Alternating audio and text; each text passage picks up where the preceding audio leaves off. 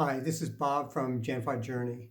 When Neil and I began sparring, we quickly realized that we needed some form of protection. So, of course, what we did was we went on YouTube and we looked at what other people were wearing. In the absence of any other knowledge, that was probably the best source.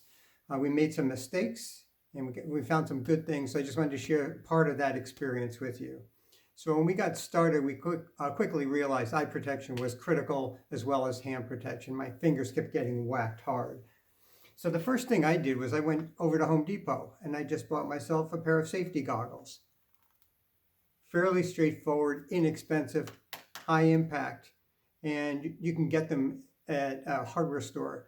Have them in your hand overnight and be off and playing the next day. These have turned out to be pretty good. For hand protection, we were using demolition gloves. I don't have a pair of them with me right now, but again, that was more like a Home Depot type of item. But as we progressed, we kind of realized that wasn't good enough. So the first thing that I did was, because I kept getting cuts and bruises on my forearms, I went out and bought something from Victory. They're just arm sleeves.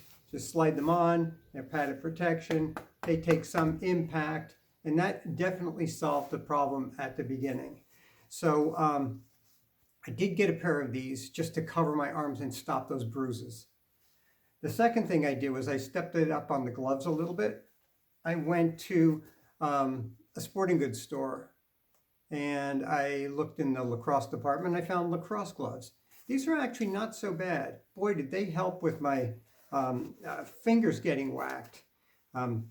So very well padded across the back, very thin on the inside so you can feel your weapon.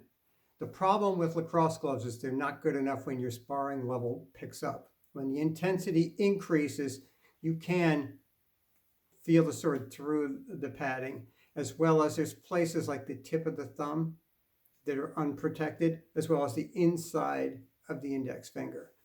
These are very good for moderate impact or moderate intensity sparring. I will be upgrading to something like Red Dragon or something like that because our sparring has definitely increased. But these were a good investment. They took me through the learning months and year, and they protected me quite well actually. Let's see. So these were just a sporting goods store. The next thing that I did was I bought a full helmet. Okay, there's many of these around. Neil bought his, I think, from Red Dragon. I just went to Amazon, and I found a lot of this gear on Amazon. I kind of like Amazon because with Prime you get free shipping, and you can have it almost the next day. This I did get actually the next day. So some good and bad. So I know the Red Dragon one is, I mean, as far as protection goes, they're the same. Red Dragon and some of the other ones that are a little more expensive, this neck piece is a little bit softer. But the other big drawback to this particular mask is the silver screening. The silver screening reflects light. If you're outside in the sunlight, sometimes you get a little glare. I'm inclined to actually paint over this one just with a spray paint and black paint. Others in our school have black and they have white, and they don't get the same glare problem this one does. So just keep that in mind. This is Asaki, and this was again off Amazon from China. But I had it, I think it was the next day it was in stock here. This was a great investment. Any form of helmet is going to protect your entire face, not just your eyes, as well as the top and the sides. You can get pieces to fit on the back, so you protect the back of your head. As of now, I haven't found that necessary, so I'm just going with this particular helmet. Now, the other thing that I got worried about was collarbones and neck, because when you're sparring, sometimes the sword can slide in under the neck piece of the helmet and come up this way. So if you get something called a gorget, it just goes around here, protects your neck. So this slides down, the helmet piece comes over it. So this is fully protected here. You even have your upper chest protected. And I've got good collarbone protection. This one came from Cult of Athena. This was an investment I made after we started sparring. Some people use these, some people don't, so they're not necessary. I happen to like it because I'm worried about collarbone hits. A good hard P over the top onto the collarbone is a big concern for me. So I got this to get the extra padding here. Let's see, I'm going to go next to when I upgraded my arm guards. So my forearm guards, if you remember, I was just using this sleeve. It's not extremely well protected. It's good for, moderate sparring. But I did step up to something that is a little bit stronger. So this is a much harder pad on the outside with an elbow piece. Now, these are Lenomark. Yeah, it was Lenomark. I got these, again, off Amazon. They're good, solid protection. I do prefer to have that other piece on underneath it because it adds extra padding. The elbows, though, there's no padding inside. A good piece of 5mm high-density foam inside does a world of good there. So this is what we went with what I went with for arm protection. Now, the bad thing about this particular one is this is really stiff, so it's hard to put on. You got to shape it to your arm. And I would not suggest this for anyone with a very small forearm because it doesn't get that small. So it will fit loose, and then you have to put something like this underneath it to make it fit tight and secure.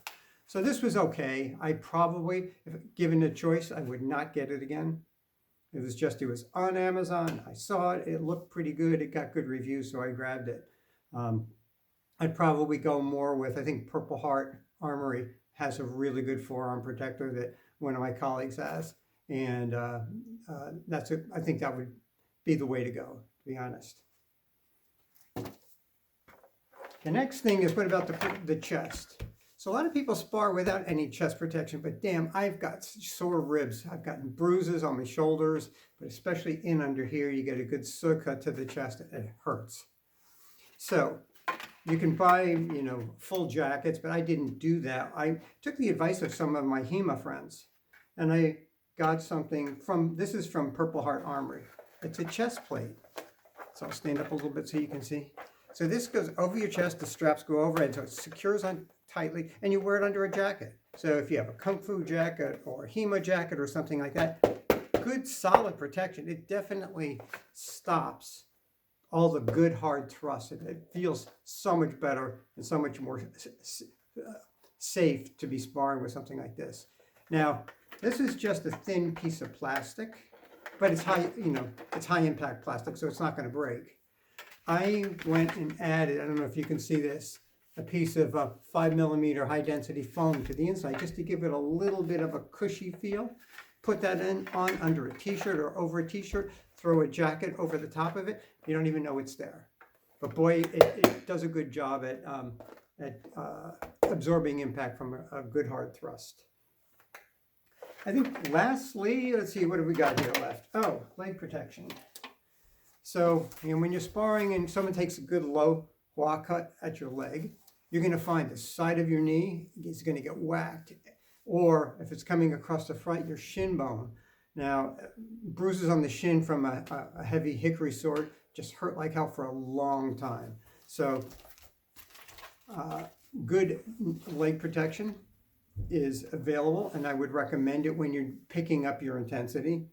These are, these are Lenomark also, and again, these were ordered online. I happen to like these.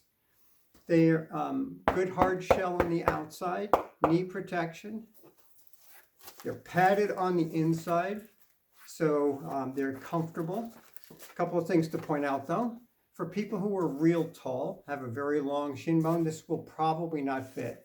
This is probably good enough for people who are up to about, from let's say 5'4" to 5'10". Beyond that, I think it's not going to go all the way up. If it covers the knee, you're not going to get the ankle protection on the side here because it won't go down far enough. Just like the elbow protectors on the arm guard, this one for the knee does not have any padding inside. That's a big negative to me. But I can just throw a piece of foam in there and it's fine.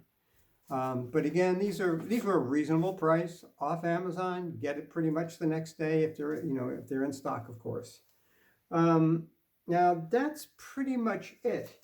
So the things to watch out for: mask, I would not get silver. Be careful with that. Definitely get something at least for your right arm to protect it, because you're going to get hurt. You get lots of bruising up and down the arm. Better hand protection. I started off with lacrosse gloves. They're good enough for now, but I'm starting to get my fingers whacked hard as our intensity increases, and I'm going to have to go with a higher grade glove. So if you're not inclined to buy 2 sets, go with a more expensive version. Go with something that the HEMA guys recommend. Red Dragon is a very popular brand. Lacrosse gloves are good, but they don't have all the protection down to the fingers. So I think I've pretty much covered everything. Hope that helps you in your journey in getting yourself armed and ready to spar.